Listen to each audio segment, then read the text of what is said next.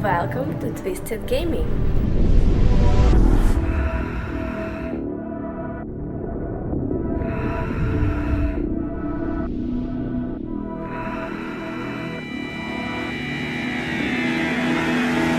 Ultimate Combo.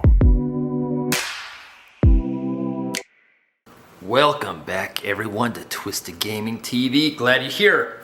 Today's video, we're going to talk about the journey into video game collecting.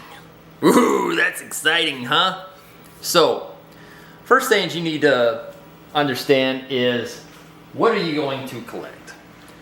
Are you going to collect console gaming? Are you going to collect arcades? What's your budget? And what's your space like? So first off, you need to see what kind of space you got to start this collection, because it takes up a lot of space. Now for some people it might be a bedroom, or it might be an office, or maybe you turn your garage into a game room or something. Me, I actually built a building just for gaming. So the room we are in is 1,165 square feet of space. This was built for a game room. Now, I've always been a gamer since I was a kid, but I never got into the collecting part until about 2016, 2017, right? And this room wasn't built yet. So I started buying stuff. So you need to figure out what kind of games you want to buy. Do you have your favorite type of games? Do you want to start with Nintendo? Are you just going to collect PlayStation games? Let's just say if you want to start collecting just PlayStation games, okay? What are your top 10 favorite games? Okay? Then you start buying them. Now, then they got regular versions, they got limited edition versions, or then you can be one of those nuts that buys like the US version, the Japanese version, the PAL versions, and so on. For me, I just collect the video games and arcades that I truly love the most.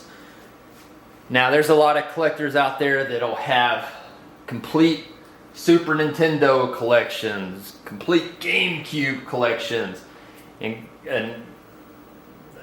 complete PlayStation collections. I'm not like that. I'll go to a system, I'll be like, okay, here's the PlayStation 1 system, what were my favorite games, and I'll start searching for them. Like, my favorite games were like the Grand Theft Autos, the Street Fighters, the Mortal Kombats, and then I branched off into like the racing games that I loved. And then, you kind of get in that genre, let's say fighting games, and if you see other fighting games popped up, oh my gosh, I remember Bloody Roar fighting games, so let's buy that. Then you buy your Tekken, you buy your, what was that? Bushido Blade? Bushido Blade? That was a fighter for the PlayStation. Anyways, then you keep buying those, but you always gotta remember, you need to keep a monthly budget when you're buying. Don't be one of those goofball collectors that start charging everything. That's the number one key of collecting. You do not want to do. If you don't have the cash to buy this stuff, don't buy it. Save the money and buy it. Don't rack up credit cards of $10,000 to $20,000 and then you're screwed your rest of your life. You know what I mean? That's one thing. You need to know your budget, monthly budget. I can spend $200-$300 this month, or if you're higher in person, I can spend $1,000 a month on video games or whatever. Me, I'm a nut. I just spend whatever, But you really got to keep a budget, or you get yourself way out of hand. Now, my collection is not as crazy as like, what's her name? I can't pronounce it. Aimer, I think. A beautiful, beautiful YouTube channel, and she has a beautiful, beautiful collection. Now, her collection is wow, man, wow. She got all kinds of stuff. But, you can collect what you want, But my collection is kind of more of a niche type collection. But hers, I love her collection. I love it. I love her videos. So check her on YouTube at Gamer Aimer, I think. So I'll put it in the description or whatever. But anyways, and then you can get into, like, say if you're collecting PlayStation, then you can get into all the limited edition PlayStations, the different colors of controllers. I mean, it can get ridiculous. And you can be like me and branch off into different things. You know, I got video games, the consoles, and then I went to retail type displays and banners and posters, and then I went to the arcades and got arcade stuff in the room. You know, we got 15 arcades in here, tons of video games, consoles, retails. I mean, you can see behind me we got the PlayStation retail signs, which cost a lot more than I paid for them. But you got your World of Nintendo. I had way more mini Nintendo signs, and then I got rid of those. Anyways, then, you know, if you're a big Grand Theft Auto fan, they got posters, they got retail banners, limited stuff. I mean, it's whatever's in your budget, you know. That's your main thing is budget. But and also space, like I said, you need if you got a wife or a girlfriend, you don't want to drive her nuts and take over the whole house, you know, have arcades throughout the whole house or whatever, you know what I mean? But and then you can get crazier if you really want to display your stuff like I did. Get beautiful display cases, shelves, and I mean, and so on, you know. It can get pretty crazy. But now, my big advice is I would start slow. Concentrate on what you want to start on. Let's just say if you want to do console gaming, start with the system, and then just, you know, buy the system, buy a few of your favorite games, and go on from there.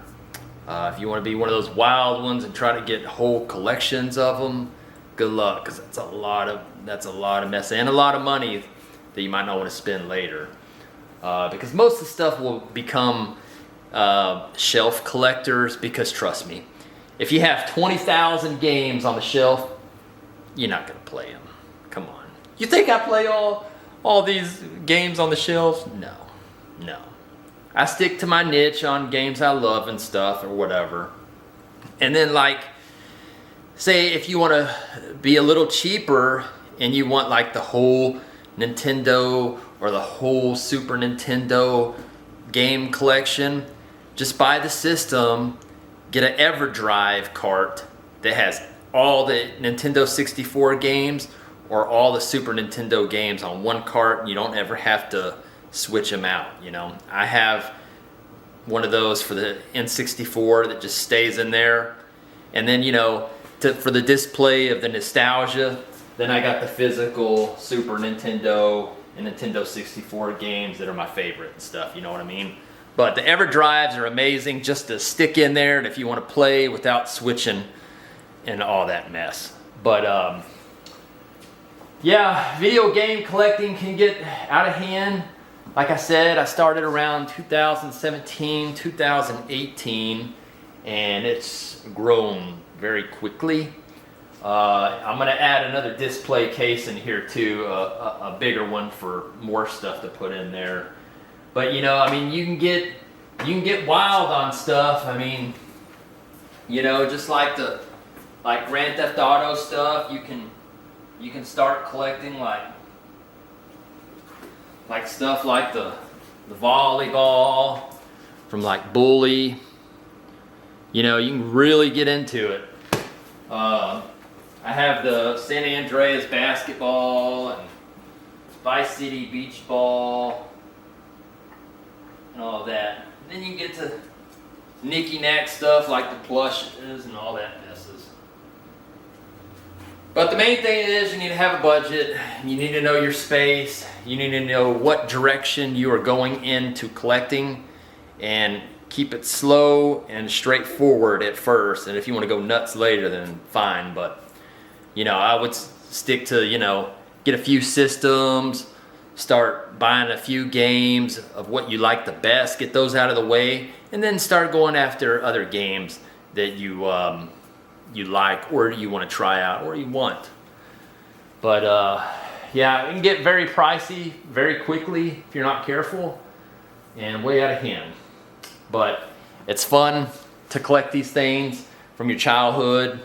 It's good to look at them like in the display cases. I come up here every day and I look at the stuff and I'm like, man, I remember NBA Jam for the Super Nintendo, Super Mario 64. I remember that, you know. So all those la-di-da games that I love the most stay in the case. They're complete in box, they're sealed or whatever. And if you want to go to a step further, if you really love a game so much, you can have it glassed or graded or whatever for your display, you know, whatever. But just keep in mind, you know, space runs out very quickly and it can get out of hand, but it's fun. So let me know in the comments how you started your video game collecting or your arcade collection or what you're collecting. What do you collect? You collect figures or so on. Anyways, let me know. So, till next video, pieces and thanks for watching. Keep us going steady.